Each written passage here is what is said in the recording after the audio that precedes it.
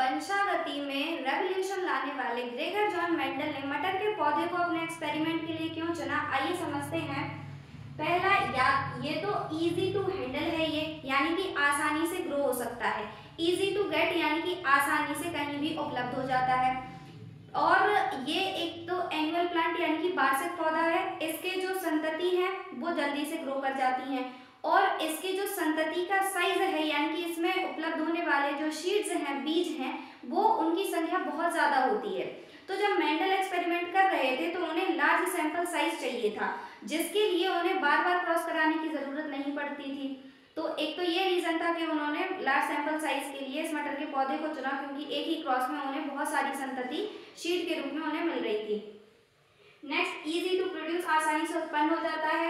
Bisexual flower होता है, इसमें बाइसेक्सुअल का मतलब होता है द्विलिंगी पौधा जिसमें मेल और फीमेल दोनों पार्ट एक ही प्लांट में हो।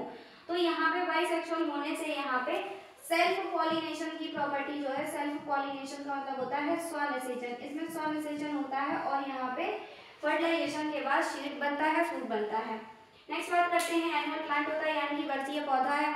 अब हमें ज़्यादा वो नहीं करना पड़ेगा कि वेट नहीं करना पड़ेगा कि हम एक हफ्ते तक देख रहे हैं या 2-3 हफ्ते तक, 2-3 साल तक वेट कर रहे हैं कि इसकी जब संतति बनेगी तब हम उसके जो चेंजेस हैं, संतति में कौन से चेंजेस आ रहे हैं वो पढ़ेंगे।